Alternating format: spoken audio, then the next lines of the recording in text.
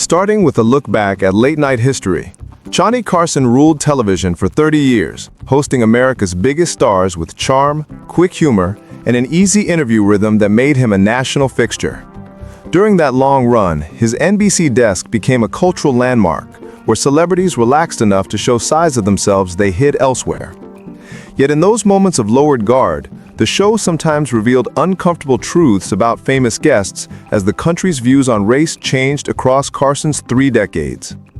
Because The Tonight Show allowed longer, looser conversations, it occasionally exposed prejudices that more polished appearances kept buried, leaving behind a record many viewers now overlook.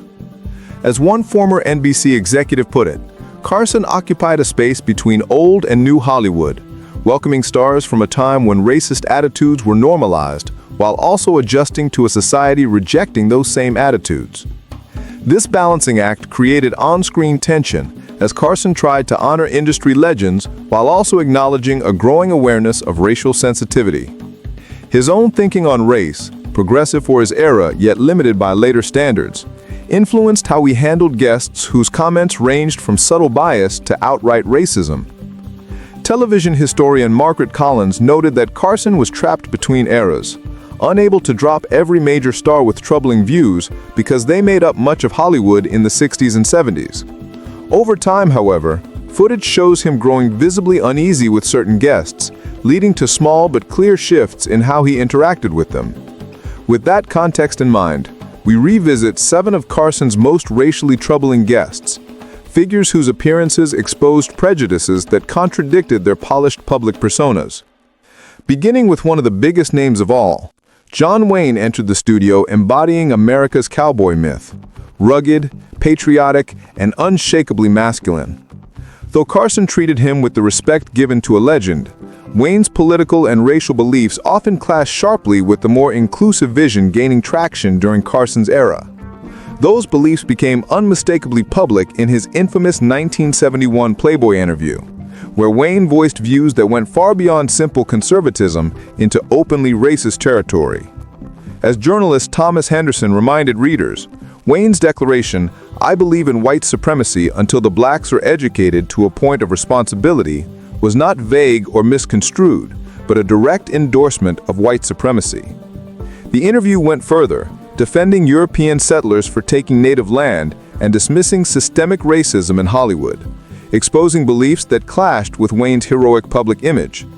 Carson hosted Wayne many times, both before and after the Playboy controversy, raising the question of how he handled a guest whose racism was already widely known.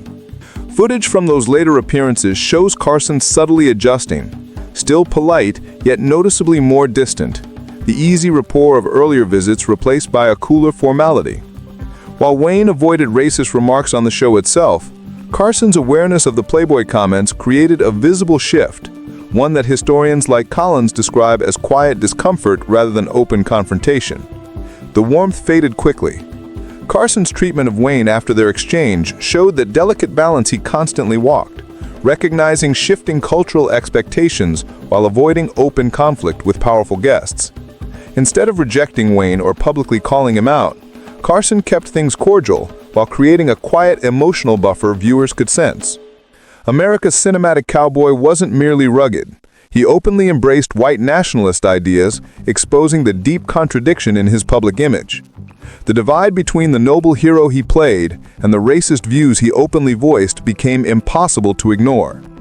Carson's shifting attitude toward Wayne revealed his growing awareness of that contradiction and his discomfort hosting a man welcomed into millions of homes. Wayne's Tonight Show visits highlight the challenge of judging historical racism, balancing massive cultural influence with views that harmed the people they targeted. Carson never fully resolved that conflict, choosing polite respect for Wayne's fame while gently creating distance that signaled the troubling nature of his views. Asked whether his material was restricted, he replied that no one limited him. Next came comedy icon Bob Hope, who embodied mainstream American humor when he sat beside Carson, connecting television to vaudeville, radio, and USO tours. His reputation for patriotism and his long history of entertaining troops gave him a protective glow that often shielded him from criticism of the racist elements in his early work. As historian Robert Thompson noted, Hope spent years performing racist jokes, blackface bits, and exaggerated Chinese accents that were widespread in entertainment of his era. Hope, like many comics of his generation, relied heavily on racial caricature long before it became unacceptable.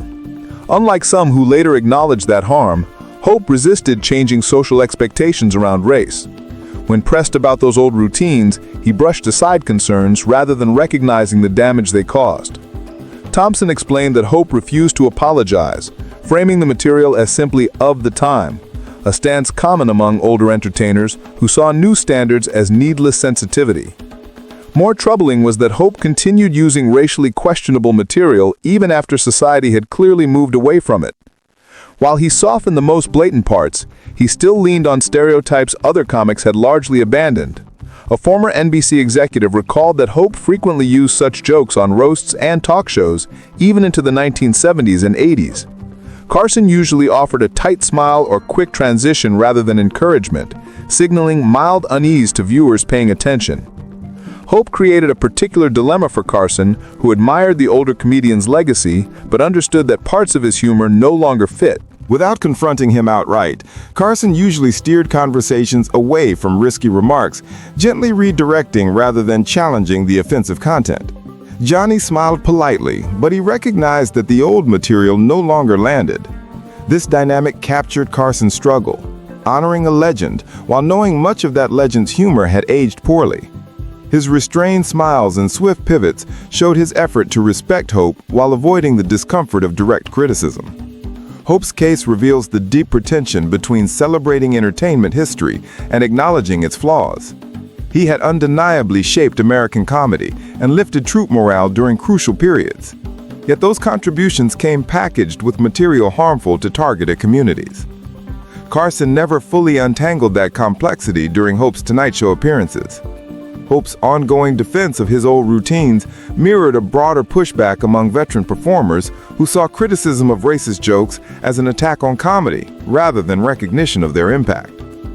Caught between admiration and changing values, Carson followed a middle route, avoiding both confrontation and outright acceptance, reflecting America's own incomplete racial reckoning. Carson eventually introduced one of the world's most recognizable actors, Charlton Heston. Charlton H., the Hollywood conservative, held a distinct place in American culture, starring in films from The Ten Commandments and Ben-Hur to Planet of the Apes and Soylent Green. His powerful presence and unforgettable voice made him a fixture of the cinematic landscape. His outspoken conservative views increasingly separated him from Hollywood, and in later years, those beliefs became more contentious, especially on racial issues. As H grew more active politically, particularly as a leader in the National Rifle Association, his public remarks more often dismissed civil rights concerns and denied systemic racism, explained political analyst Jennifer Washington. H routinely portrayed civil rights advocates as complainers and insisted racism was largely a relic of history, views that became closely tied to his public identity late in Carson's run. Carson's stance toward H shifted as the actor's activism intensified, though he continued treating him with the respect he gave all guests. To manage H's growing habit of steering conversations into controversial territory, Carson adopted subtle tactics during Tonight Show segments, a former writer recalled. Johnny understood that H increasingly drifted into political commentary, including racial positions many viewers found offensive, so he pushed his team to prepare lighter material and nostalgic film discussions.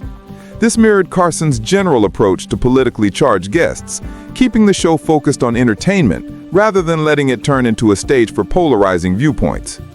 But in H's case, Carson faced deeper worries about racial commentary that stretched far beyond common conservative rhetoric. Off-air, H often belittled civil rights leaders, sometimes slipping into racial stereotypes, Washington noted, creating a striking contrast between his dignified screen presence and his private remarks. Carson's handling of him reflected the host's indirect strategy. He neither openly challenged H, nor allowed him free rein on sensitive topics. By redirecting discussions and maintaining a polite but cooler rapport, Carson aimed to honor H's stature while avoiding moments that might amplify racially insensitive opinions. He portrayed liberators on screen, yet treated many colleagues as though they were still oppressed, illustrating the gap between his heroic roles and his dismissive attitude toward modern equality movements. Carson never pointed out this contradiction publicly, but his increasingly cautious moderation of H's visits revealed his rising concern. H's behavior highlighted the difficulty Carson faced with guests whose subtle racial attitudes were embedded in political commentary rather than blatant slurs. This quieter form of racism, minimizing inequality or delegitimizing civil rights struggles, required responses more delicate than Carson's typical deflection or gentle distance could fully solve. Let me ask you something. Do you have a cord around your neck? With that, Don Rickles became one of Carson's thorniest challenges on racial sensitivity. Rickles built his entire act on insults, many aimed directly at racial and ethnic identities, earning him the ironic nickname Mr. Warmth. As comedy historian Michael Barnes noted, Rickles frequently directed his routines at Black, Asian, and Jewish guests, leaning heavily on ethnic stereotypes. His jokes were neither subtle nor coded. They used outright slurs and caricatures that would have doomed nearly any other performer's career. Rickles even called Sammy Davis Jr. a spear chucker on stage, Barnes said. And this wasn't an anomaly, but part of a long pattern. Strangely, many of the communities he mocked, Davis among them, continued to embrace him, granting him an unusual degree of cultural forgiveness. Carson's deep fondness for Rickles complicated things further, as Rickles was not just a guest, but a friend he genuinely enjoyed. Still, Carson once warned producers that if Rickles uttered a certain word again, they would cut to commercial, a staff member recalled. This tension showed how Carson admired Rickles' sharp wit, while realizing that some of his material no longer fit evolving broadcast standards. To manage this, Carson allowed Rickles more freedom than others while still drawing definitive lines, creating a balance where Rickles pushed limits without fully crossing them. Debate still lingers over whether Rickles' humor mocked everyone equally or crossed into racism. Supporters argue he spread his insults across all groups and maintained close friendships with many he mocked. Opponents counter that intent doesn't erase how his jokes reused harmful stereotypes that harmed minorities within American entertainment. He insisted it was comedy, but the impact often landed more harshly on the marginalized. This view underscores a central critique. Even when he targeted everyone, his humor leaned on stereotypes that upheld old hierarchies instead of confronting them. When teasing white celebrities, he focused on personal quirks, yet he often reduced minorities to racial or ethnic labels, a distinction that grew more troubling as awareness of systemic racism increased. Carson's treatment of Rickles highlights how uneven television's racial shift was at the time. It showed how personal bonds, star power, and audience appeal could bend standards that might apply rigidly to others. Though Carson enforced limits on Tonight Show content, his affection for Rickles created leeway he rarely granted to other guests with racial baggage. Most jokes were lighthearted setups, but then he'd pivot to introducing someone like the effortlessly charming Burt Reynolds. Reynolds represented a polished version of Southern masculinity throughout the 1970s and early 1980s, blending mischief and charm into a hugely profitable Hollywood persona.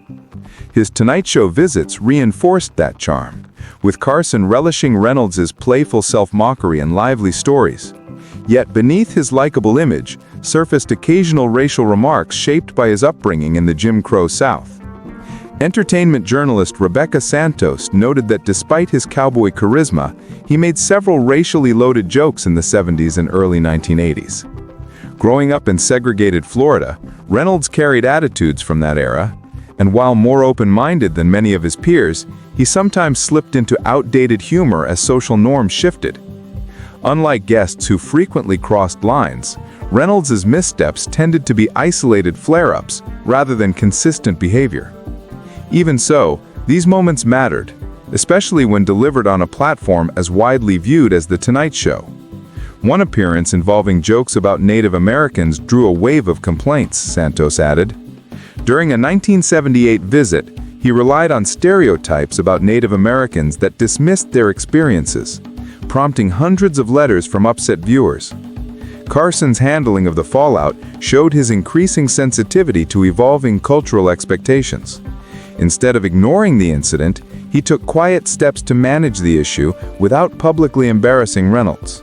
An NBC executive later revealed that Carson removed the segment from reruns for years. This was a meaningful choice when reruns held major value, signaling the material had crossed a line without publicly shaming Reynolds. Such actions were typical of Carson's approach, resolving racial issues behind the scenes, adjusting programming, and subtly shifting rapport rather than issuing public critiques.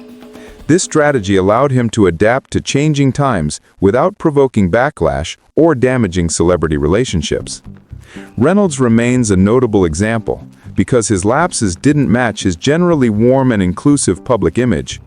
Where some entertainers built careers on racially charged material, his problematic comments felt more like lingering blind spots from his upbringing than calculated bigotry. He was adored until he spoke too freely. This contrast revealed how his easy charm could suddenly collide with comments that disappointed viewers who saw him as a symbol of a more modern, open-minded Southern identity. Carson's response to Reynolds revealed how he dealt with racially troubling material from guests he liked, using programming choices to address incidents while protecting the relationship. In a similar fashion, his careful navigation of shifting norms showed his ability to acknowledge new expectations without provoking clashes that could unsettle viewers or disrupt the show's light tone. Later, during a visit to Washington, D.C., J. Edgar Hoover greeted me by saying, "How are you, Bernard?" And I asked how that name even started. That nickname traced back to comedy icon Red Skelton, who embodied an older generation of performers linking vaudeville, radio, and early TV when he appeared on Carson's show. Carson admired him deeply, having grown up on Skelton's work, even as that admiration complicated attempts to bridge the gap between Skelton's era and the changing racial awareness of later decades. Skelton emerged from a time when blackface and racial caricature were standard in American entertainment, a tradition he took part in from the beginning. As historian Robert Thompson noted, Skelton, like many of his peers, regularly used blackface and caricatures as routine parts of his act. Instead of treating those choices as relics of a bygone era, he often defended them, even as the public grew more aware of their harmful impact. Asked to acknowledge evolving concerns about racist entertainment, he usually dismissed them rather than considering their legitimacy.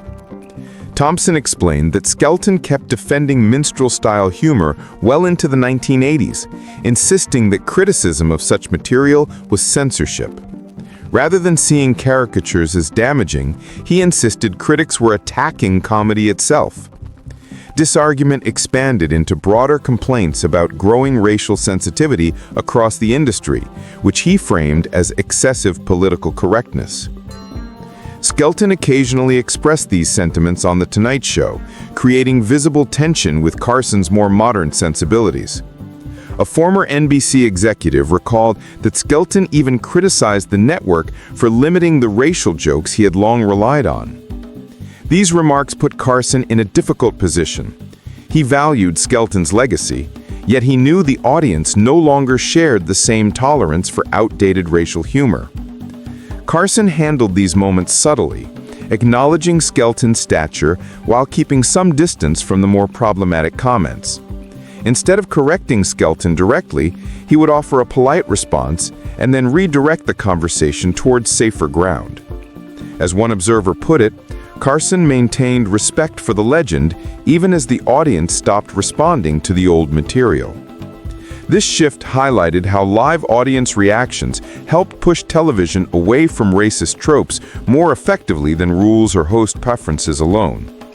When viewers grew uncomfortable with blackface defenses and racial stereotyping, that discomfort signaled a turning point even legends couldn't ignore. Performers like Skelton often misread this change as political correctness, missing the deeper concern about harmful portrayals. After that moment, I remember having 6 pars before bogeying the 7th hole over the water. Buddy Hackett, another unapologetic throwback, presented his own challenges as a Tonight Show regular. Hackett's style stayed rooted in mid-century nightclub comedy, even as expectations around him shifted. Famous for his elastic expressions and bold delivery, he built a wide-ranging career across clubs, movies, and television. Throughout it all, racial jokes remained part of his act, as historian Michael Barnes has noted. Unlike performers who adapted to the times, Hackett stuck to the same formula, including accents, stereotypes, and minority-targeted jokes right on Carson's show. As America's racial consciousness sharpened, these moments became increasingly uncomfortable. What truly set Hackett apart was the purposeful, almost stubborn commitment to using racial material despite the changing climate. Some entertainers merely stumbled into outdated material, but Hackett openly built his act around racial jokes and refused to adjust even as the culture around him dramatically shifted. Seen by peers as someone who clung to World War II-era slurs, he maintained an old-style approach long after others abandoned it, earning a reputation for humor that younger comics increasingly rejected. Throughout these shifts, Carson approached Hackett with the same delicate strategy he used for other difficult guests, balancing respect for veterans with awareness of emerging standards. Instead of restricting him entirely or giving him full creative freedom, Carson set limits that grew tighter as the show evolved and audience expectations changed. According to a former Tonight Show staff member, Carson even removed an offending bit from circulation after a mid-1970s routine drew substantial complaints. Such a move marked a sharper response than Carson usually displayed toward celebrity guests, underscoring how unusually resistant Hackett was to changing norms. Yet, Carson still stopped short of public condemnation, avoiding the harsher fallout that later decades might have demanded. Rather than severing ties, he kept Hackett involved while enforcing clearer rules that curtailed his most controversial material, leaving him a performer anchored to a bygone era. This reality highlights how deeply Hackett's style clashed with modern expectations, creating a challenge that simple edits or substitutions could not solve. Unlike comics who could drop a few lines and maintain their act, Hackett's reliance on racial caricature was embedded in his comedic persona, shaping the way Carson had to manage him. Carson's approach illustrates his broader effort to preserve comedy's heritage while acknowledging the harm embedded within some of its traditions. Instead of fully endorsing or entirely rejecting those with racist material, he tried to keep historical ties intact while gradually updating the boundaries of acceptable content. Hackett's refusal to evolve also exposes a wider cultural struggle, a lingering resistance within parts of show business to confront the racist conventions that once defined mainstream comedy. An issue Carson himself never entirely solved, despite his generally progressive leanings. Looking across Carson's 3 decades with racially contentious guests, the patterns reveal more than isolated moments of bias. They trace entertainment's uneven attempts to modernize its treatment of race. From the early 60s into the early 90s, Carson worked with an attention between honoring the past and recognizing its flaws, leaving behind a record of how television adapted at a measured pace. Studying these interactions produces a portrait not of steady improvement, but of slow progress, shaped by personal loyalties, inconsistent standards, and shifting public sentiment. Though often ahead of his peers, Carson still struggled to reconcile his admiration for legendary performers with his awareness of the damage caused by some of their material. His subtle tactics, gentle distancing, conversational redirection, backstage limits, and curated programming reflected both the constraints of his time and his commitment to entertainment over confrontation. By taking this path, he acknowledged a changing cultural climate without alienating viewers or triggering the kind of disputes that could threaten the show's broad appeal. Most striking is how his methods changed over the years, moving from easy acceptance in the early days to increasingly meticulous management as racial awareness grew. This gradual shift paralleled broader social developments while retaining Carson's preference for quiet adjustments rather than open conflict. Re-examining these moments offers a clear window into how television, often cautiously and imperfectly, began confronting its racist legacies during its formative decades. Carson's complicated efforts, full of compromises and partial solutions, help explain how far media has progressed and how much remained unresolved when he left the stage in 1992. Under his leadership, The Tonight Show neither fully addressed nor entirely avoided America's racist entertainment heritage, instead occupying a middle space emblematic of a nation still wrestling with its past.